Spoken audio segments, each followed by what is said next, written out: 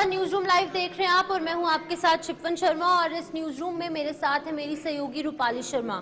इस पूरे news room में 1 घंटे तक का आपका और हमारा सफर, हम आपको तमाम बड़ी खबरों से रूबरू कराएंगे। पहली बड़ी खबर क्या है, रूपाली शुरुआत की। बिल्कुल, आपको बता दें इसी में कौन सी वो 7 बड़ी खबरें होंगी जिसमें अगले 1 घंटे तक हम चर्चा करेंगे, ये आपको बता दें। तो सबसे पहले जो है चर्चा होने वाली है पीएम मोदी के कुवैत दौरे को लेकर, जहां पर आपको बता दें कि पीएम नरेंद्र मोदी की अगर बात की जाए तो वो कुवैत दौरे पर है, पर कुवैत के शेख ने जो है उन्हें आमंत्रण पत्र दिया है और वो वहां पर जा रहे हैं। कई चीजों को लेकर, वहां पर डिफेंस को लेकर जो है उनसे बातचीत होगी और ये काफी अहम जो है चर्चा रहने वाली है। और इसी में ये बात भी निकलकर सामने कि काफी बाद, यानी कि यहाँ पर 43 सालों के बाद कोई प्रधानमंत्री जो है भारत से कुवैत के दौरे पर जा रहा है। और इससे पहले आपको बता दें कि 1981 में तत्कालीन प्रधानमंत्री इंदिरा गांधी जो है कुवैत दौरे पर गई थी। अगली खबर क्या है, शिपवन आपको बताएंगी। बिल्कुल, दूसरी बड़ी खबर ये है, जिस तरीके से संभल में हिंसा हुई थी, 24 नवंबर का वो दिन था जब एएसआई की टीम संभल पहुंची थी वहां पर सर्वे करने के लिए। लेकिन इस सर्वे के दौरान वहां पर हिंसा की तस्वीरें कुछ सामने आई, कई लोगों की मौत भी हुई, 4 से 5 लोगों को अपनी जान गंवानी पड़ी।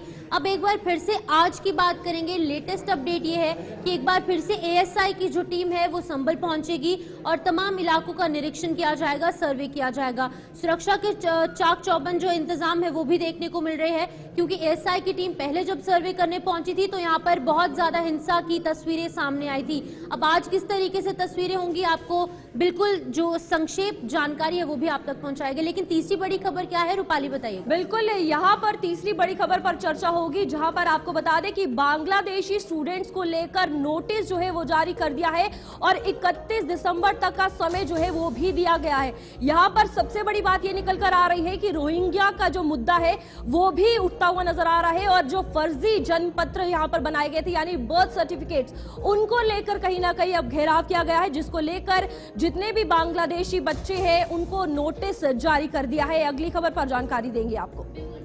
कि देवास में एक आगजनी का वाकया पेश आया है। एक आग की घटना वहां पर हुई है जिसमें कि 4 लोगों की जान जा चुकी है और जो यहां पर प्रशासन है वो भी इस पूरे मामले का संज्ञान ले रही है। 4 लोगों की फिलहाल मौत, जहां पर प्रशासन की तरफ से उन्हें मुआवजा देने का ऐलान भी बहुत जल्द किया जाएगा। लेकिन पूरी आग की जो घटना है वो किस तरीके से हुई वो भी आपको बताएंगे। लेकिन फिलहाल की बात करेंगे तो दमकल विभाग जो है वो मौके पर पहुंचता है और आग पर काबू पाने का प्रयास जो है वो दमकल विभाग, पुलिसकर्मी और स्थानीय लोग द्वारा किया जाता है। लेकिन फिलहाल बुरी खबर भी सामने आई है कि 4 लोगों की इस पूरे आग के वाकये में मौत हुई है। अगली बड़ी खबर क्या कुछ है, रूपाली बताइए। बिल्कुल, आपको बता दें यहाँ किसानों को लेकर बड़ी खबर सामने आ रही है, जहां पर यूपी के जेवर के किसानों की अगर बात की जाए तो उन्हें अब सरकार जो है मुआवजा देगी। इसको लेकर पूरा जो काम है वो कंप्लीट कर लिया गया है और आपको बता दें नियम के अनुसार ये भुगतान जो है किसानों को लेकर किया जाएगा, जल्द उन्हें मुआवजा भी दिया जाएगा। ये लैंड को लेकर जो है केस सामने आया था, जिसको लेकर सरकार ने बड़ा फैसला लिया है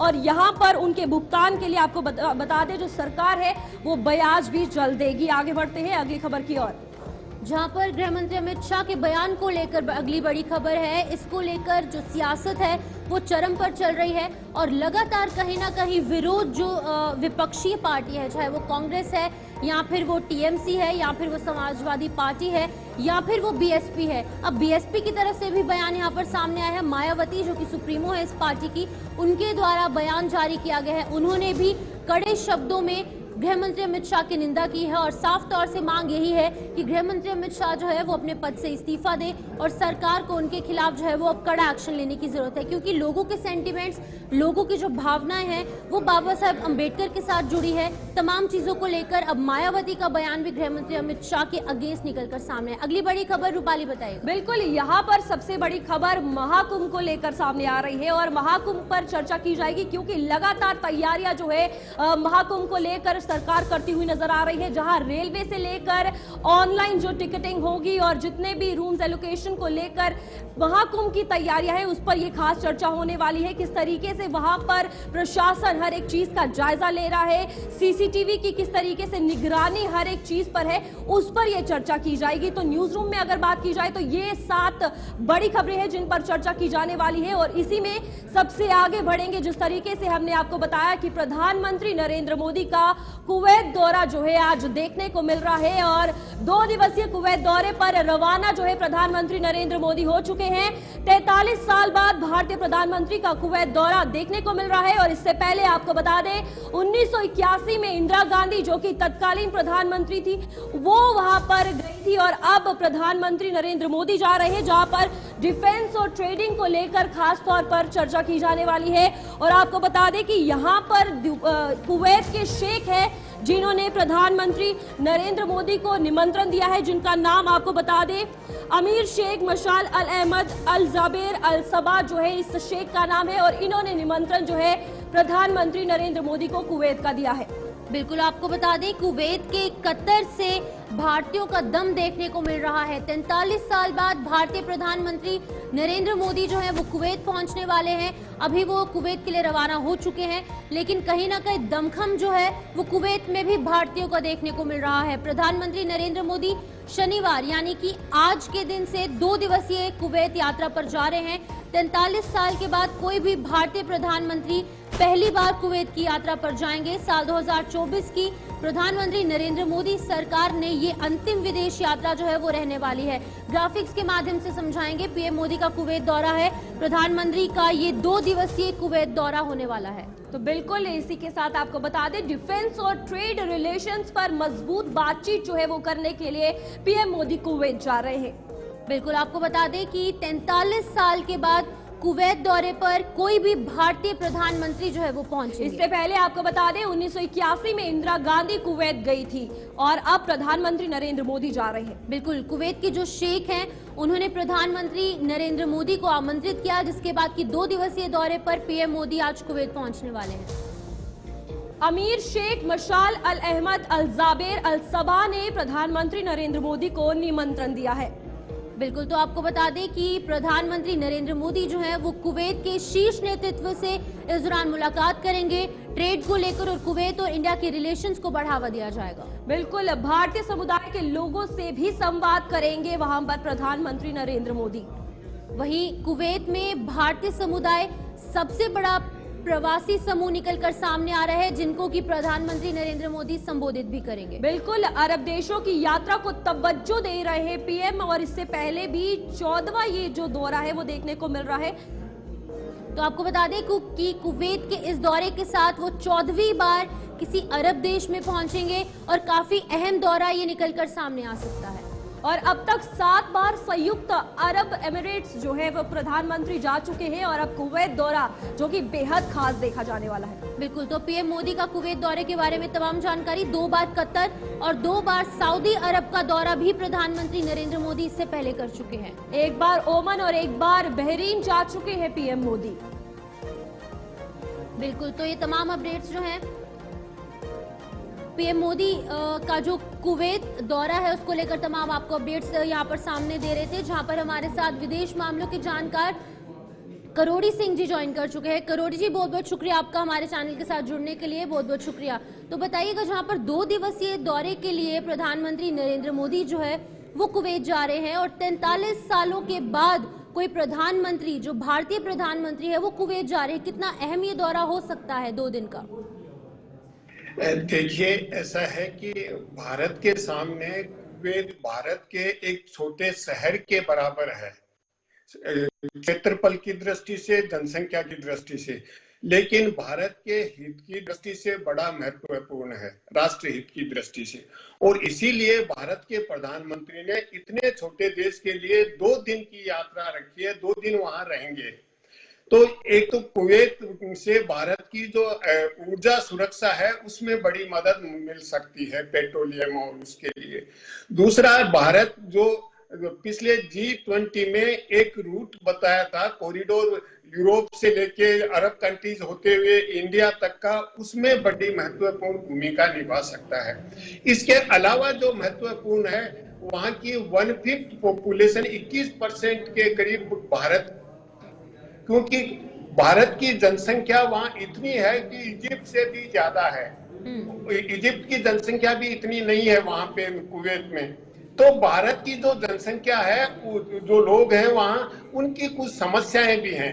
क्योंकि कुवैत में लंबे समय से एक डिमांड उठ रही है और 2020 में एक बिल भी पास किया है। उसके अनुसार वो किसी भी देश की जनसंख्या 15% से ज्यादा नहीं रखना चाहते। तो भारत की जो वहां के लोग हैं, भारत से गए हुए, उनकी समस्याएं हैं। दूसरा एक कि जो माइग्रेंट्स हैं उनके साथ कुछ पक्षपात भी होता है, क्योंकि जो नॉन इस्लामिक हैं, नॉन अरेबिक हैं और जो अरब भाषा नहीं बोलने आते, इन तीन आधारों पे थोड़ा सा पक्षपात होता है। भारतीय समुदाय की अगर बात की जाए तो वहां पर है, लेकिन विशेष चर्चा समुदाय के साथ तो प्रधानमंत्री करेंगे, लेकिन डिफेंस और साथ ही साथ ट्रेडिंग भी एक बात निकलकर सामने आ रही है जिस पर बातचीत होगी। लेकिन जिस तरीके से पीएम एक ग्लोबल लीडर के तरीके से इमर्ज हुए हैं और अब 43 साल बाद कोई वहां पर जा रहा है, ये भी एक बड़ी बात है इस दौरे की। या निश्चित रूप से आप बिल्कुल सही कह रहे हैं कि क्योंकि इतने छोटे देश को 2 दिन कोई भी प्रधानमंत्री सामान्यतः नहीं देता है। तो यह है कि हम कुवैत को कितना इम्पोर्टेंट हमारे लिए राष्ट्र हित की दृष्टि से, व्यापार की दृष्टि से, सुरक्षा की दृष्टि से मान रहे हैं। तो और उसके साथ साथ मुझे लगता है कि जो अनौपचारिक बातचीत होगी उसमें वो भारतीय समुदाय की बात भी निश्चित रूप से उठाएंगे, क्योंकि उनको कोई परेशानियां नहीं हो। क्योंकि कुवैत कुछ मामलों में बहुत सतर्क है। वो Pakistan, Bangladesh, Syria, Iran, Iraq, Lebanon, इन यहाँ के लोगों को इस्लामिक होते हुए भी वीजा नहीं देता है उनको आने के लिए। लेकिन करोड़ी जी, भारत ही वो देश था जिसने सबसे पहले कुवैत की फ्रीडम को मान्यता दी थी, और इस समय जो है वो कुवैत और इंडिया के जो ट्रेड रिलेशंस हैं, जो व्यापार है, वो चरम पर पहुंच चुका है। अब 2 दिवसीय दौरे के दौरान कितना इजाफा इस ट्रेड में हो सकता है, कितना फायदा कुवैत और इंडिया को हो सकता है इस प्रधानमंत्री नरेंद्र मोदी के दौरे से, क्योंकि पीएम मोदी जो है वो इंटरनेशनल पर्सनालिटी बन चुके हैं, देश विदेश में उनका नाम गूंजता है, मोदी मोदी के नारे लगते हैं। तो कितना सुधार हो सकता है दोनों के रिश्तों में? देखिए, कोई भी रिश्ते होते हैं, एग्रीमेंट होते हैं, व्यापार होता है, वो विन विन सिचुएशन पे होता है। जब दोनों पार्टियों को फायदा होता है वो तभी कोई समझौता होता है। और मुझे लगता है कि बहुत कुछ ग्राउंड वर्क हुआ है प्रधानमंत्री की विजिट के पहले, और कई समझौते होने की उम्मीद है, जिसमें कुवैत को भी फायदा होगा, भारत को भी फायदा होगा। और विशेष रूप से अभी जो अरब कंट्रीज में संकट चल रहा है, इजराइल पैलेस्टाइन वाला, सीरिया वाला, उस संदर्भ में भी बातचीत होगी प्रधानमंत्री की, वहां कैसे शांति स्थापना किया जाए और कुवैत और भारत मिलके कोई भूमिका निभा सकते हैं, इस पे भी बातचीत होगी। तो अलग अलग मुद्दों पे व्यापक संदर्भ में बातचीत होगी और कुछ समझौते होने की उम्मीद है, जिसमें कुवैत और भारत दोनों को फायदा हो सके। जी बिल्कुल करोड़ी जी, क्या कुछ लगता है, ट्रेडिंग हो गई बात, अगर यहाँ डिफेंस की बात की जाए हो गई, भारतीय समुदाय वहां पर है, और कौन कौन से आज विशेष ऐसे जो टॉपिक्स हैं वो रह सकते हैं इस बातचीत में जिस पर चर्चा हो सकती है और खास ये दौरा बनेगा? देखिए, कुवैत जो भारतीय वहां रहते हैं उनके पेरेंट्स को वीजा देने के बैन लगा रहा है। उनके पेरेंट्स नहीं, इमीडिएट फैमिली तो आ सकते हैं, बच्चे और वाइफ आ सकते हैं, लेकिन दूसरे परिवार के सदस्य हैं उनको अलाउ नहीं करते हैं। तो जो भारतीय समाज ये मान के चलता है, क्योंकि अपना जिस तरह का पारिवारिक व्यवस्था है उसमें पेरेंट्स को फैमिली का इंटीग्रल पार्ट मानते हैं, उनको अलग नहीं करते हैं। तो जो वहां रहते हैं, मान लीजिए कोई एक ही बच्चा है पेरेंट्स का, वो वहां रहता है, तो निश्चित रूप से पेरेंट्स वहां रहना चाहेंगे, जाना चाहेंगे बच्चे के पास। तो उसके लिए मुझे नहीं लगता कोई फॉर्मल एग्रीमेंट होगा, लेकिन इनफॉर्मल बातचीत होगी और उसमें रिलैक्सेशन देने के लिए प्रधानमंत्री वहां की सरकार को तैयार करेंगे कि देखिए भारत में एक पारिवारिक व्यवस्था है और उसमें पेरेंट्स को अलग करके नहीं रखा जा सकता, तो इसको लेके बातचीत होगी। दूसरा है कि भारतीयों के साथ जो डिस्क्रिमिनेशन हो रहा है उसको लेके भी बातचीत करेंगे कि ठीक है करोड़ी जी, बहुत बहुत शुक्रिया, बहुत बहुत धन्यवाद तमाम जानकारी देने के लिए। तो करोड़ी सिंह जो कि विदेश मामलों के जानकार है, वो लगातार अपडेट कर रहे थे और जानकारी दे रहे थे कि ये जो प्रधानमंत्री नरेंद्र मोदी का कुवैत दौरा रहने वाला है काफी अहम होने वाला है, क्योंकि द्विपक्षीय वार्तालाप होगी और साथ ही साथ जो अन्य चीजें हैं वो भी सामने आएंगी। और 43 साल के बाद कोई भारतीय प्रधानमंत्री जो है वो कुवैत पहुंचने वाले हैं, इस लिहाज से भी ये दौरा काफी ज्यादा अहम रहने वाला है। तो आगे बढ़ जाएंगे, अगली बड़ी खबर से आपको रूबरू कराएंगे, जहां पर अगली बड़ी खबर सामने आ रही है। उत्तर प्रदेश से एएसआई की सर्वे टीम आज संभल में पहुंचने वाली थी और अभी फिलहाल वो मौजूद है। आज भी कई जगहों पर टीम का सर्वे जो है वो देखने को मिलेगा। प्राचीन कालकी मंदिर में एएसआई की टीम जो है वो पहुंच चुकी है। तो बिल्कुल ये टीम जो है वो कल की पहुंच चुकी है, तो आपको अपडेट करना चाहूंगी जहां पर ये टीम पहुंच चुकी है और अभी फिलहाल सर्वे का जो काम है लगातार जारी है। रूपाली जानकारी दीजिएगा। बिल्कुल, यहाँ पर आपको जानकारी कल भी दी गई थी कि एएसआई की टीम जो है संभल पहुंचने वाली है और वहां पर जो है पूरा सर्वे किया जाएगा, जिसमें संभल मंदिर को लेकर बात की जाए तो उसके परिसर में उसके चबूतरे के पास जो कुआं है उसको लेकर भी पूरी रिपोर्ट सामने लाई जाएगी। और इसी में प्राचीन कलकी मंदिर जो है एएसआई की टीम पहुंची, जहां तीर्थ स्थलों की कार्बन डेटिंग का जो टीम है वो कर रही थी। और यूपी में जिस तरीके से मंदिर मस्जिद विवाद को लेकर लगातार चर्चाएं जो है वो बन रही थी, आज भी कई ऐसी जगहें हैं जहां पर टीम सर्वे करने पहुंचेगी, जहां कल संभल में पहुंची थी और अब लगातार सर्वे जो है अलग अलग जगहें चिन्हित कर दी गई है और तीर्थ स्थलों की कार्बन डेटिंग कर रही है टीम। तो साफ तौर पर टीम का सर्वे जो है वो किया जाएगा और संभल में इस वक्त पूरी टीम मौजूद है। सुरक्षा पूरे तरीके से वहां पर इंतजाम किया है और आज भी ऐसी कई जगहें हैं जहां पर टीम सर्वे करेगी। तो फिलहाल संभल मंदिर की अगर बात की जाए, वहां पर भगवान की मंदिर मिली मूर्ति जो है वो मिली थी, माफ कीजिएगा, और साथ ही साथ कुएं में से भी जो है वो खंडित मूर्तियां मिली थी, जिसके बाद अब एएसआई की टीम वहां पर सर्वे करने पहुंची है। तस्वीरें भी देखिए किस तरीके से वहां पर टीम जो है वो पहुंची और लगातार ये अभी फ्रेश विजुअल्स कुछ ही देर पहले की तस्वीरें सामने आ रही हैं, जहां पर एएसआई की टीम जो है वो यहाँ पर कालकी विष्णु मंदिर का दौरा कर रही है, निरीक्षण कर रही है और पूरे इलाके की साफ सफाई भी फिलहाल शुरू कर दी गई है। तो ये कुछ ही देर पहले की तस्वीरें हैं जहां पर एएसआई की टीम जो है वो इस मंदिर में पहुंची थी। पूरे इलाके का निरीक्षण किया जा रहा था, क्योंकि सर्वे का जो प्रोसेस है, जो प्रक्रिया है, वो अभी फिलहाल जारी है। तो अभी कुछ ही देर पहले की तस्वीरें आपको 24/7 और गुलिस्तान न्यूज के माध्यम से सामने रख रहे हैं, जहां पर एएसआई की टीम संभल के आज दूसरे दिन के दौरे पर है और आज दूसरे दिन भी सर्वे जो है वो लगातार जारी है। इससे पहले खग्गू सराय स्थित शिव मंदिर और कुएं के कार्बन डेटिंग के लिए नमूने भी लिए गए और ये पूरी प्रक्रिया को अंजाम दिया जा रहा है। लगातार सर्वे का काम एएसआई की टीम अच्छे तरीके से कर रही है और ये मंदिर मस्जिद विवाद जो है वो लगातार गर्माता नजर आ रही है, क्योंकि जब इसमें हिंसा हुई थी उसके बाद की तस्वीरें कुछ आपके सामने आ रही हैं। अभी क्या कुछ प्रतिक्रिया सामने आ रही है इस टीम के द्वारा, पहले आप ये सुनिए। ये स्टेट आर्कियोलॉजी की टीम थी और ये लोग आए थे। अभी इन्होंने एक प्राचीन कूप है यहाँ पर, उसका काल निर्धारण होना है कि वो कितना पुराना है, तो उसको उन्होंने देखा था। कौन सा कूप आई थी कृष्ण जी, कौन से कूप पर पहुंची थी टीम अभी? ये कृष्ण कूप। कल की मंदिर को भी देखा यहाँ पर? हाँ, कल की मंदिर भी दर्शन किया उन्होंने। कितनी देर रही टीम? लगभग 15 मिनट के आसपास चली गई टीम अपना? हाँ, कहीं और भी जाएगी टीम क्या अभी? तो चलिए, आपने सुना किस तरीके से यहाँ पर एएसआई की टीम जो है वहाँ पहुँची और साफ तौर से आप देख सकते हैं कि यहाँ पर पूजा अर्चना तो की जा रही है, लेकिन वहीं पर दूसरी तरफ जो एएसआई की टीम है वो भी अपना काम बहुत सही ढंग से अच्छे तरीके से करती नजर आ रही है। संभल में एएसआई टीम का सर्वे आज दूसरे दिन यहाँ पर पहुँच चुका है और कल की विष्णु मंदिर में ये टीम पहुँची है और यहाँ पर पूरे इलाके का निरीक्षण किया गया है और इलाके की सफाई भी की गई है। और कल का सर्वे किस तरीके से रहा, क्या कुछ सामने आया, बता दें कि चतुर्मुख ब्रह्मकूप स्थित पानी की टंकी के पास ग्राम आलम सराय है, वहां का भी निरीक्षण जो है वो किया गया।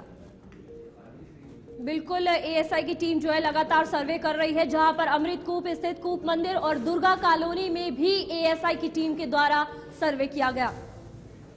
अशोक कूप स्थित मोहल्ला हल्लू सराय का भी यहाँ पर निरीक्षण किया गया। इस इलाके का भी पूरी जो सर्वे की प्रक्रिया है वो की गई है। सप्त सागर कूप स्थित सरथलेश्वर मंदिर और सरथल चौकी के पास मोहल्ला कोट पूर्वी में एएसआई की टीम ने सर्वे किया। बिल्कुल, इस टीम द्वारा वहां पर पहुंचकर सर्वे किया जा रहा है और बल्लीकूप स्थित पुरानी तहसील के पास कूचे वाली गली का भी निरीक्षण जो है वो इस टीम द्वारा किया गया है।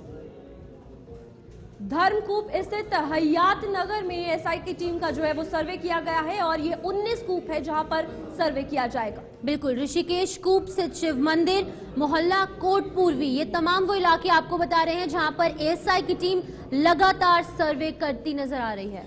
परासर कूप स्थित कल्की मंदिर के पास मोहल्ला कोट पूर्वी में भी एएसआई की टीम के द्वारा सर्वे किया जा रहा है और जैसा कि हमने आपको बताया 19 कूप है ये।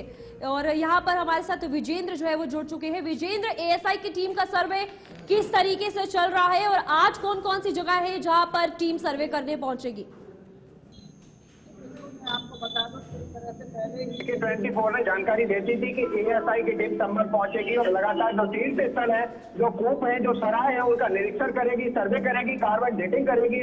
तो जिस तरह से 14 दिसंबर को जो प्राचीन शिव मंदिर का मामला सामने आया था जिसमें हनुमान जी, कार्तिकेय, लक्ष्मी और पार्वती की मूर्तियां पूरे से निकाली गई थी और मैं आपको बता दूं कल जो टीम है वो मूर्तियों को साथ ले गई थी और कार्बन डेटिंग अमृत कूप की गई, मंदिर की गई और मैं कुल मिला के आपको बता दूं कि 19 कूप और 5 तीर्थों की जो कार्बन डेटिंग थी वो कल हुई थी और उसके बाद टीम रवाना हुई थी। आज भी सुबह टीम संभल में पहुंच गई, दाखिल हुई और कृष्ण कूप एवं जो कल्की विष्णु मंदिर है वहां सर्वे हुआ है। अधिकारी साथ रहे। मैं आपको बता दूं मीडिया से जरूर दूरी बनाने की कोशिश की जा रही है क्योंकि जिला अधिकारी ने बताया ये गोपनीयता का मामला है, सुरक्षा व्यवस्था का मामला है, जरूर मीडिया से परहेज किया जा रहा है। लेकिन एएसआई की जो टीम है लगातार संभल के तीर्थ स्थलों का लगातार सर्वे कर रही है, कार्बन डेटिंग कर रही है क्योंकि मैं आपको बता दूं कृष्ण कूप जो है इसका स्कंद पुराण में और शिव महापुराण में जिक्र किया गया है कि भगवान कृष्ण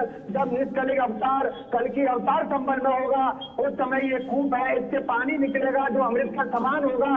तो तमाम संबल के अंदर जो तीर्थ है 68 तीर्थ है, सब 52 सराय है और 19 कूपों का जिक्र नक्शे के द्वारा किया गया है। जो संबल के तीर्थों का नक्शा है वो JK24 के पास मौजूद है। विजेंद्र, जहाँ पर सर्वे किया जा रहा है 19 कूपों का सर्वे यहाँ पर देखने को मिला है, इस सर्वे में क्या कुछ निकल कर सामने आया है उस हवाले से बताइएगा। जी बिल्कुल, मैं आपको बता दूं इस चीज को अभी गोपनीय रखा गया है क्योंकि इसकी जांच पड़ताल होगी और पूरी तरह से ये देखा जाएगा कि जिस तरह से इतिहास में, पुराणों में, ग्रंथों में जिस तरह से संभल के तीर्थों का जिक्र है वो किस तरह से क्या क्या है, सब चीज की कार्बन डेटिंग हो रही है, सर्वे किया जा रहा है और कई सदस्य इस टीम में मौजूद है। लेकिन जो मीडिया है, मीडिया से जरूर परहेज किया जा रहा है। आज सुबह ही मीडिया की टीम वहां पहुंची थी जहाँ कल की भगवान विष्णु मंदिर है, वहां पर कृष्ण कूप है जहाँ पर मैं आपको बता दूं यहाँ एक पेड़ भी है, तोता मैना की कहानी इसी संबल में है और भगवान कृष्ण जब रुक्मिणी से शादी करके संबल में ही रुके थे वहाँ वो पेड़ में मौजूद है। यहाँ सभी चीजों की कार्बन डेटिंग होगी और लगातार जो एएसआई की टीम है वो अपना काम कर रही है। जी तो विजेंद्र, क्या कुछ लगता है इस सर्वे की रिपोर्ट कब तक आएगी और यहाँ पर जिस तरीके से संभल में हिंसा भी देखने को मिली है इस टाइम जब टीम वहां पहुंची है तो किस तरीके से लोग भी समर्थन कर रहे हैं और टीम किस तरीके से अपना काम कर रही है? बिल्कुल, मैं आपको बता दूं जो एसडीएम सदर है वंदना मिश्रा वो टीम के साथ हैं। राजस्व विभाग जो संभल शहर की तहसील है उसके जो अधिकारी हैं उनको चिन्हित किया गया है कौन कौन अधिकारी टीम के साथ रहेंगे। नायब तहसीलदार टीम के साथ है, लेखपाल टीम के साथ है और जो राजस्व निरीक्षक है वो टीम के साथ है। तो मैं आपको बता दूं तहसील की तरफ से जो अधिकारी है तहसील के, क्योंकि उनको हर राजस्व की जानकारी है, उनके पास नक्शा है, नक्शे के हिसाब से जांच पड़ताल की जा रही है। चाहे वो गुलिया हो, चाहे फीता हो, हर चीज से उस एरिया को नापा जा रहा है, नापतोल की जा रही है, नक्शे में भी देखा जा रहा है। विजेंद्र, क्या कुछ लगता है कि कितनी देर ये टीम और वहां पर रह सकती है, क्योंकि कल भी सर्वे किया गया, आज दूसरा दिन है, क्या लगता है कि और कितने दिन ये कार्रवाई वहां पर सर्वे की जो प्रक्रिया है वो जारी रह सकती है? देखिए, मैं आप पुराण में विष्णु जो कल की मंदिर है वहां पर जब टीम पहुंची थी वंदना मिश्रा से जानकारी मीडिया ने करने की कोशिश की। हालांकि उन्होंने अभी फिलहाल ये कहा कि यहाँ पर 15 मिनट ही सर्वे हुआ, इसके बाद टीम कहाँ जाएगी इसके बारे में कुछ नहीं बताया गया क्योंकि ये गोपनीयता बढ़ती जा रही है। सुरक्षा व्यवस्था का भी मामला है। 24 तारीख को जिस तरह से हिंसा भड़की, जिस तरह से पथरा हुआ, 5 लोगों की मौत हुई, तो कहीं ना कहीं टीम की सुरक्षा का भी बहुत बड़ा मामला है और प्रशासन बखूबी उस जिम्मेदारी को संभल में निभा रहा है या पाई जामा मस्जिद हो, नमाज हो या लोगों की सुरक्षा हो, लगातार जो प्रशासन है वो सुरक्षा कर रहा है और टीम जो है अपना काम लगातार कर रही है। लेकिन जो जानकारी है वो गोपनीय रखी जा रही है, इसकी जानकारी बाद में ही मीडिया को पता लग रही है। ठीक है विजेंद्र, बहुत बहुत शुक्रिया, बहुत बहुत धन्यवाद तमाम अपडेट करने के लिए। यहाँ पर विजेंद्र सिंह संभल से सीधा लाइव हमारे साथ जुड़े थे और तमाम जानकारी साझा कर रहे थे। जहां पर जो एएसआई की टीम है वो संभल कल पहुंची थी और कल पहले दिन का निरीक्षण, पहले दिन का सर्वे सामने आया। 19 अलग अलग कूपों की जो सर्वे की प्रक्रिया है वो की गई और आज दूसरे दिन भी सर्वे की प्रक्रिया जारी है। अब कितने दिन ये आगे रहने वाली है वो देखने वाली बात होगी, क्योंकि ये तमाम जो डिटेल्स है वो अभी फिलहाल प्राइवेट रखी गई है, गोपनीय रखी गई है। इसी बीच अगली बड़ी खबर जो है वो सामने आ रही है, जहां पर आपको बता दें कि अगली बड़ी खबर क्या कुछ है। दिल्ली से बड़ी खबर, एमसीडी उपायुक्त ने स्कूलों को नोटिस भेजा है और अवैध बांग्लादेशी छात्रों की पहचान करने का नोटिस साफ तौर से दिया गया है। 31 दिसंबर तक रिपोर्ट पेश करने के निर्देश एमसीडी द्वारा उपायुक्त को दिए गए हैं। बता दें कि अवैध बांग्लादेशी को जन्म प्रमाण पत्र जारी न किए जाएं। ये नोटिस की तस्वीर आपके सामने है, जहां पर ये नोटिस जारी किया गया है और अवैध बांग्लादेशी जो भी छात्र हैं उनकी पहचान करने के दिशा निर्देश साफ तौर से दिए गए हैं। बता दें कि एमसीडी उपायुक्त ने सभी स्कूलों को नोटिस जारी कर दिए हैं। दिल्ली से बड़ी खबर सामने आ रही है, जहां पर कि अवैध बांग्लादेशी छात्रों की पहचान करने के लिए ये नोटिस जो है वो जारी किया गया है। फिलहाल वक्त एक छोटे से ब्रेक का है, बहुत जल्द वापस लौटेंगे, खबरों का सिलसिला जारी रहेगा।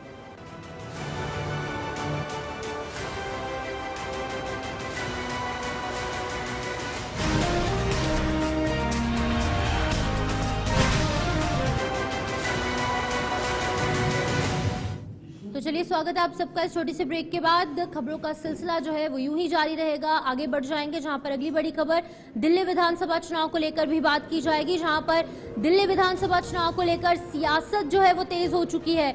दिल्ली चुनाव में भी बांग्लादेश और रोहिंग्या का जो मुद्दा है वो लगातार छाता नजर आ रहा है और रोहिंग्या का जो मुद्दा है उस पर भारतीय जनता पार्टी जो है वो लगातार हमलावर नजर आ रही है। बीजेपी के अध्यक्ष जेपी नड्डा के बयान पर भी सियासत जो है वो तेज हो चुकी है। इसी बीच में बीजेपी अध्यक्ष जेपी नड्डा के बयान पर आम आदमी पार्टी ने हमला किया है। दिल्ली चुनाव के नजदीक आते ही राजनीति तेज हो चुकी है और दिल्ली विधानसभा चुनाव जो कि 2025 के पहले कुछ महीनों में होने वाले हैं, उसमें भी बांग्लादेश और रोहिंग्या का जो मुद्दा है वो लगातार गर्माता नजर आ रहा है। तो बिल्कुल आपको बता दें, इसी के साथ दिल्ली विधानसभा चुनाव को लेकर सियासत जो है वो तेज होती हुई नजर आ रही है, जहां दिल्ली चुनाव में भी रोहिंग्या का मुद्दा, बांग्लादेश का मुद्दा जो है वो छाता हुआ नजर आ रहा है और चर्चा है तो सिर्फ इसी मुद्दे की, यानी रोहिंग्या और बांग्लादेश।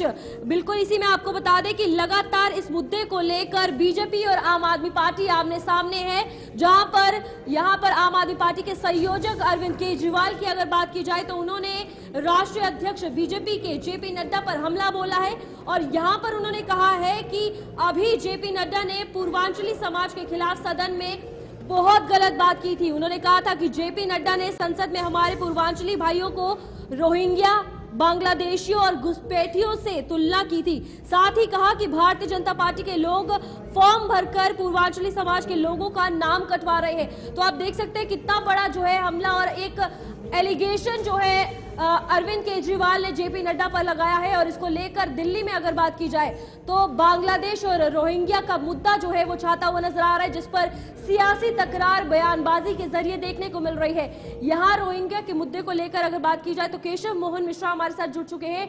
केशव, बताइएगा दिल्ली में अब ये रोहिंग्या और बांग्लादेश का मुद्दा सियासत में किस तरीके से गरमा रहा है? देखिए, बिल्कुल जिस तरीके से रोहिंग्या और बांग्लादेश वाले मुद्दे पर लगातार सियासत जारी है और आज एमसीडी के जो कमिश्नर है उनकी तरफ से नोटिस जारी किया गया है। स्कूलों को एमसीडी के स्कूल है उनसे कहा है कि आप एक डेटा सामने लेकर आइए और ये सुनिश्चित करिए कि आखिरकार कितने बांग्लादेशी जो छात्र हैं, तो रोहिंग्या छात्र हैं जिनके स्कूलों में नाम लिखे गए हैं, उनका डेटा हमको सार्वजनिक करना है। जहां आम आदमी पार्टी बड़े आरोप लगा रही थी इस पूरे प्रकरण पर कि पूर्वांचल के समाज के लोगों को रोहिंग्या के तौर पर जोड़ा जा रहा है, लेकिन अब इस पूरे प्रकरण में एमसीडी के कमिश्नर का नोटिस कई सियासी हलचलें तेज करता हुआ दिखाई दे रहा है। देखना ये होगा कि आखिरकार इसके कितने राजनीतिक फायदे होते हैं और कौन से पार्टी को इसके फायदे होते हैं। लेकिन केशव, एक और बात सामने आई है जहां पर कि एमसीडी उपायुक्त ने स्कूलों को भी नोटिस भेजा है और अवैध बांग्लादेशी को जन्म प्रमाण पत्र जारी न किए जाने के आदेश दिए हैं। वहां पर भी बांग्लादेशी मुद्दा गरमा रहा है। अब सियासत में देख रहे हैं तो दिल्ली विधानसभा जिस तरीके से चुनाव अगले साल होने वाले हैं, कुछ ही दिनों में, कुछ महीनों में होंगे, अब इसमें भी ये बांग्लादेश का मुद्दा गरमाता जा रहा है। देखिए, बिल्कुल सवाल जरूर है कि आखिरकार ये सब कुछ प्रशासन कैसे सुनिश्चित करेगा और ये जो पूरा डेटा है कैसे एनालिसिस किया जाएगा, कैसे रोहिंग्याओं की पहचान होगी, बांग्लादेशी वोटर्स की पहचान कैसे की जाएगी जिन्होंने यहाँ पर अपने वोट बनाए हैं। ये एक बड़ी प्रक्रिया है, इसको लेकर प्रशासन को बड़ी मेहनत करनी होगी। बहरहाल अभी इस पर आम आदमी पार्टी की प्रतिक्रिया क्या रहेगी, इस पर सबकी निगाहें बनी हुई है। संजय सिंह जो है वो प्रेस कॉन्फ्रेंस कर चुके हैं, उनकी तरफ से भी इस पर कई सवाल करेंगे। बिल्कुल केशव, अगर रोहिंग्या का मुद्दा अगर उठाया जाए, बांग्लादेश के मुद्दे के बारे में बात की जाए, ना ही सिर्फ दिल्ली बल्कि बाकी जगहों पर भी ये मुद्दा बना हुआ है, लेकिन दिल्ली में आम आदमी पार्टी ने जिस तरीके से भारतीय जनता पार्टी की अगर बात की जाए सीधे पलटवार किया है और एक बड़ा बयान उनकी तरफ से जारी भी किया है कि जेपी नड्डा की तरफ से ये कहा गया। क्या लग रहा है विधानसभा चुनावों को देखते हुए आम आदमी पार्टी इस मुद्दे को किस एजेंडे के रूप में लेगी, किस स्ट्रैटेजी के रूप में यूज करेगी? देखिए, बिल्कुल आम आदमी पार्टी जिस तरीके से इस पूरे प्रकरण को एक एजेंडा बनाने की कोशिश कर रही थी, पूर्वांचलों के अपमान की बात कर रही थी, लेकिन अब इस पूरे प्रकरण में राजनीति जोरों पर है और अब आम आदमी पार्टी का क्या स्टैंड होगा, एमसीडी के कमिश्नर के नोटिस के राजनीतिक मायने क्या होंगे और भारतीय जनता पार्टी जिस बात का जिक्र कर रही है कि रोहिंग्याओं को अरविंद केजरीवाल संरक्षण देते हैं और आम आदमी पार्टी ये कहती है कि अगर अरविंद केजरीवाल रोहिंग्याओं को संरक्षण देते हैं तो वो दिल्ली में कैसे आए, उत्तर प्रदेश के बॉर्डर से वो दिल्ली में आए, उनको दिल्ली में संरक्षण किसने दिया, उनको दिल्ली में रुकने की व्यवस्था किसने सुरक्षित कराई। ये तमाम चीजें हैं। इस वक्त चुनाव शुरू होने से पहले रोहिंग्या बांग्लादेश वाला ये मुद्दा ज्वलंत होता दिखाई देगा। ठीक है केशव, बहुत बहुत शुक्रिया तमाम जानकारी देने के लिए। तो केशव मोहन मिश्रा यहाँ पर लगातार अपडेट कर रहे थे किस तरीके से सियासत जो है वो अब दिल्ली में भी चरम पर पहुंच चुकी है, क्योंकि दिल्ली विधानसभा चुनाव 2025 के शुरुआती महीनों में होने हैं और इनके चलते वार पलटवार और सियासत जो है वो तेज हो चुकी है, जहां पर आरोप प्रत्यारोप का दौर जो है वो आम आदमी पार्टी और साथ ही साथ भारतीय जनता पार्टी में देखने को मिल रहा है।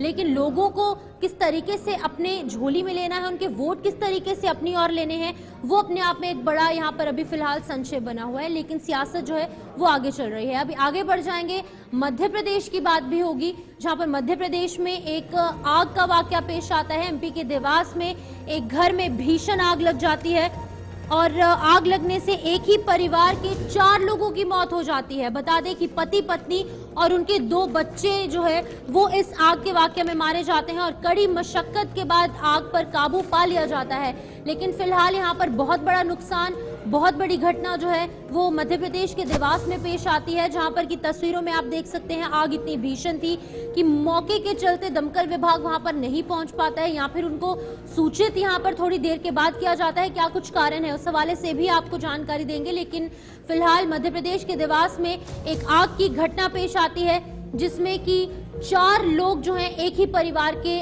अपनी जान गंवा बैठते हैं। हेमंत गुर्जर हमारे साथ, हमारे संवाददाता ज्वाइन कर चुके हैं। हेमंत, बताइएगा, पहले अपडेट कीजिएगा इस हवाले से, क्या कुछ पूरी जानकारी है जहां पर 4 एक ही परिवार के जो लोग हैं अपनी जान गंवा बैठते हैं? जी बिल्कुल, आपको बता दूं कि ये घटना देवास के नया मुंडा क्षेत्र की है, जहाँ एक मकान में भीषण आग से पति पत्नी सहित 2 बच्चों की मौत हो गई है। आपको बता दूं कि यह घटना सुबह 4 बजे की जब परिवार के लोग सो रहे थे। इस मामले में स्थानीय लोगों का कहना है कि ये दूध डेयरी पर रखे जो हादसा हुआ है सिलेंडर की वजह से हुआ है और अगर समय रहते फायर ब्रिगेड की टीम आ जाती तो ये 4 जाने नहीं जाती। घटना के वक्त परिवार के सभी लोग सोए हुए थे और ये दूसरी मतलब ग्राउंड फ्लोर पे इनकी दूध डेयरी की दुकान है और ग्राउंड फ्लोर पे दूध डेयरी की दुकान में सिलेंडर में आग लग गई, जिसकी वजह से दूसरी मंजिल पर सोए हुए पति पत्नी से 2 बच्चे की मौत हो गई। बिल्कुल हेमंत, अब पुलिस किस तरीके से इस मामले की जांच कर रही है आगे की? जी, इस मामले में एसपी पुनीत गोयल तुरंत मौके पर पहुंचे और उन्होंने बताया कि आग लगने के कारणों का पता लगाया जा रहा है और एफएसएल की टीम भी पहुंची है। सभी नगर निगम कर्मियों ने आग पर अभी फिलहाल आग पर काबू पा लिया है और उनको शव को रेस्क्यू करने में उन्हें काफी दिक्कतों का सामना करना पड़ा उनको। ठीक है। क्योंकि जो जहाँ ऊपर ऊपरी मंजिल है वहाँ पर मलबा पड़ा हुआ था और रास्ता बहुत सकरा था, इस वजह से उन्हें दिक्कतों का सामना करना पड़ रहा है।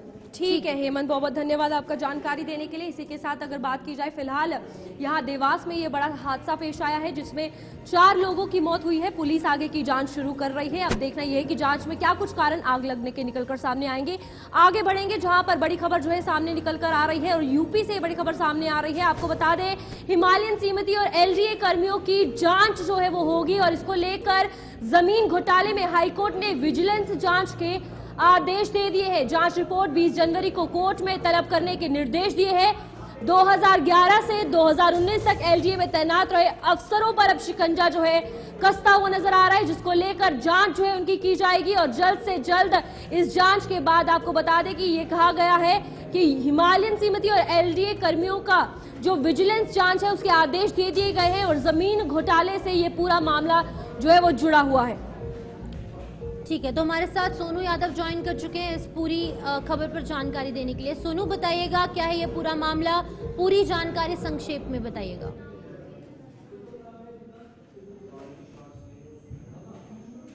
सोनू, आप सुन पा रहे हैं?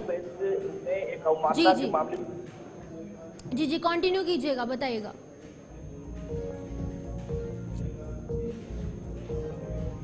ठीक है, तो हिमालयन समिति और एलडीए कर्मियों की जांच की जाएगी और जमीन घोटाले में हाईकोर्ट ने विजिलेंस जांच के आदेश साफ तौर से दिए हैं और केस दर्ज कर जांच रिपोर्ट 20 जनवरी को कोर्ट में तलब की जाएगी। लेकिन 2011 से लेकर 2019 तक एलडीए में तैनात अफसरों पर शिकंजा कसा जाएगा और किस तरीके से पूरे समीकरण बनेंगे, किस तरीके से कार्रवाई होगी, वो भी देखने वाली बात होगी। लेकिन हिमालयन सहकारी समिति ने अपने ही लोगों को जमीन दी थी और तय सीमा से दोगुना अधिक जमीन पर प्लॉटिंग की गई थी। अब इस पूरे प्रकरण में किस तरीके से जांच हो रही है उस हवाले से भी आपको अपडेट करेंगे। लेकिन गोमती नगर विस्तार में जमीन घोटाला मामले में जांच लगातार की जा रही है और पूर्व उपाध्यक्ष, इंजीनियर और संपत्ति अफसरों की परेशानियां यहां पर बढ़ती नजर आ रही हैं। सोनू हमारे साथ एक बार फिर से ज्वाइन कर चुके हैं। सोनू, बताइएगा क्या है ये पूरा मामला, किस तरीके से जांच होने वाली है और किस तरीके से अफसरों की जो मुश्किलें हैं वो अब बढ़ती नजर आ सकती हैं। देखिए, हाई कोर्ट की लखनऊ बेंच ने इस दौरान जो सुनवाई की और सुनवाई के दौरान हाई कोर्ट की बेंच ने पाया कि तमाम जो गंभीर तथ्य हैं, क्योंकि हिमालयन समिति और एलडीए के जो कर्मचारी हैं उनकी मिली भगत से जिस तरह से जो जमीन का घोटाला गोमती में सामने आया है, पूरे मामले में अब विजिलेंस जांच के आदेश हाई कोर्ट की ओर से दिए गए हैं और 20 जनवरी तक कोर्ट में रिपोर्ट भी पेश करने के आदेश दिए हैं। तो कहीं ना कहीं हाई कोर्ट ने पूरे मामले में जहां संज्ञान लिया है, तो इससे साफ तौर पर हिमालयन समिति और जो एलडीए के कर्मचारी हैं, अधिकारी हैं, उनकी मुसीबतें बढ़ सकती हैं, क्योंकि जिस तरह से जो तय सीमा थी उससे दोगुना जो है वो वहां पर जमीन बेची गई है। ऐसे मामले सामने आए हैं और हाई कोर्ट ने पूरे मामले में जहां संज्ञान लिया है, तो साफ तौर पर लखनऊ विकास प्राधिकरण के जो अधिकारी हैं उनकी मुसीबतें बढ़ सकती हैं। जी बिल्कुल सोनू, अब क्या लगता है जिस तरीके से इस जांच के आदेश दिए हैं एलडीए और साथ ही साथ हिमालयन समिति के अफसरों की बात की जाए जिन पर ये शिकंजा कसा जा रहा है, उनका क्या कुछ कहना है, किस तरीके से निकलकर सामने आ रहे हैं उनके रिएक्शन, क्योंकि यहाँ पर जितनी जमीन दी गई उससे डबल जो है हथियाई गई। बिल्कुल, देखिए जिस तरह से लखनऊ खंडपीठ सुनवाई कर रही थी पूरे मामले की, तो उसमें लखनऊ खंडपीठ ने पाया कि तमाम जो है वो तथ्य ऐसे पाए गए हैं जो बेहद गंभीर हैं और जनहित से जुड़ा मुद्दा है। तो इसलिए खंडपीठ ने जांच के आदेश दिए हैं। तो ऐसे में जो लखनऊ विकास प्राधिकरण के जो अधिकारी हैं या फिर हिमालयन समिति है, उन्होंने जो तय समय में दुगना वहां पे प्लाटिंग की है, तो साफ तौर पर हाई कोर्ट ने माना है कि इसमें कहीं ना कहीं जो एलडीए के अधिकारी उनकी मिली भगत से ये जो है घोटाला सामने आ रहा है। तो इसकी जांच जब की जाएगी, विजिलेंस पूरे मामले की जांच करेगी और जांच के बाद 20 जनवरी को कोर्ट में रिपोर्ट पेश करनी है। तो ऐसे में जो हिमालयन समिति के अधिकारी कर्मचारी हैं और एलडीए के अधिकारी कर्मचारी, उनकी मुसीबतें साफ तौर पर बढ़ेंगी। हालांकि इस पर अभी जो है कोई भी लखनऊ विकास प्राधिकरण का अधिकारी हो या फिर हिमालयन समिति के साफ तौर पर बोलने से बच रहे हैं। लेकिन जिस तरह से हाई कोर्ट ने संज्ञान लिया और अब पूरे मामले की जांच होगी, तो जांच के बाद सीधे तौर पर मुसीबतें बढ़ सकती हैं। जी ठीक है सोनू, बहुत बहुत धन्यवाद आपका जानकारी देने के लिए। इसी के साथ लखनऊ की अगर बात की जाए तो साफ तौर पर एलडीए की यानी लखनऊ डेवलपमेंट अथॉरिटी और साथ ही साथ हिमालयन समिति की अगर बात की जाए तो उन्होंने जो है अपने अफसरों को, अपने कर्मचारियों को जमीन जो है वो दी थी, लेकिन यहाँ पर यह देखने को मिला कि जितनी जमीन दी गई थी उससे 2 गुना ज्यादा जो है उन्होंने हत्याई है, जिसको लेकर अब शिकंजा उन अफसरों पर कसता हुआ नजर आ रहा है। आगे बढ़ेंगे जहां पर एक और बड़ी खबर जो है निकलकर सामने आ रही है और आपको बता दें इस वक्त की ये बड़ी खबर है जहां पर जेवर के किसानों को मिलेगा मुआवजा और यूपी सरकार ने ये मुआवजा लेने की बात जो है वो कही है। सीएम योगी ने किसानों की मांग को जो है पूरा किया है और 1200 प्रति वर्ग मीटर बढ़ाया भूमि अधिग्रहण मुआवजा। और यहाँ पर आपको बता दें कि उत्तर प्रदेश के मुख्यमंत्री योगी आदित्यनाथ ने जेवर के किसानों की मांग पूरी करते हुए भूमि अधिग्रहण के मुआवजे को 3100 रुपए से प्रति वर्ग मीटर से बढ़ाकर 4300 रुपए प्रति वर्ग मीटर यानी कि 4300 रुपए कर दिया है। और इसके अलावा आपको बता दें किसानों को ब्याज भी जो है वो सरकार भुगतान करेगी। और फिलहाल ये किसानों के लिए एक बड़ी खबर है जहां उनकी मांग पूरी होती हुई यूपी सरकार की तरफ से नजर आ रही है। उत्तर प्रदेश के थे और एक भारत सरकार के पास दूसरे राज्य का भी था, लेकिन उत्तर प्रदेश में एयरपोर्ट, इंटरनेशनल एयरपोर्ट बने और वह भी जेवर में बने। ये हमने तय कर लिया था कि नहीं, इसको जेवर में ही बनाएंगे, जाने भी नहीं देंगे, यहीं बनाएंगे। और मैंने कैबिनेट से यहां पास करवाया। पास कराने के बाद फिर भारत सरकार को प्रस्ताव भिजवाया और फिर ये कार्रवाई आगे बढ़ी। आज आप देख रहे होंगे, अभी तो आप चर्चा कर रहे हैं साहब नोएडा, ग्रेटर नोएडा की। अरे ये मान के चलिए कि आने वाले समय में, यानी ज्यादा समय नहीं, मात्र 10 वर्ष के बाद पूरे देश के अंदर सबसे विकसित क्षेत्र होने जा रहा है आपका जेवर। सबसे विकसित क्षेत्र, सब फेल हो जाएंगे। देश का सबसे बड़ा एयरपोर्ट बनेगा ये जेवर एयरपोर्ट, इंटरनेशनल एयरपोर्ट बनेगा। और एक नहीं 5-5 रनवे बनने हैं। पहला रनवे हमारा चालू होने जा रहा है इस साल जनवरी में, अप्रैल में ट्रायल चल रहा है इस समय। और सुन रहे थे सीएम योगी आदित्यनाथ को, जहां पर एक और बड़ी खबर, यूपी सीएम योगी आदित्यनाथ ने एक बड़ा ऐलान किया है। सीएम योगी के आवास पर वीर बाल दिवस मनाया जाएगा। बड़ी खबर यहां पर बता दें कि 26 दिसंबर को यूपी समेत पूरे इलाके में वीर बाल दिवस मनाया जाएगा और बेसिक शिक्षा स्कूलों में भी ये जो बाल दिवस है वो मनाया जाएगा। बड़ा ऐलान यहाँ पर यूपी के सीएम योगी आदित्यनाथ ने कर दिया है, जहां पर कि साफ तौर से कहा गया है कि आवास पर वीर बाल दिवस मनाया जाएगा। और यूपी सीएम योगी आदित्यनाथ का ये बड़ा ऐलान कहीं ना कहीं लोगों के लिए भी खुशखबरी सामने आई है। उन्हीं के आवास पर ये बाल दिवस जो है वो 26 दिसंबर को मनाया जाएगा और पूरे देश में ये वीर बाल दिवस मनाया जाएगा। लेकिन एक बड़ा ड्राइंग कॉम्पिटिशन जो है और उसी के साथ साथ कई अन्य प्रतियोगिताएं भी वहां पर आयोजित की जाएंगी, जिसमें कि जो बच्चे हैं, जो यहाँ पर छात्र और छात्राएं हैं, उस कंपटीशन में भाग लेंगे। अपनी जो उनकी यहाँ पर उनका जो टैलेंट है वो साफ तौर से सामने आएगा। लेकिन 26 दिसंबर को यूपी समेत पूरे देश में वीर बाल दिवस मनाया जाएगा।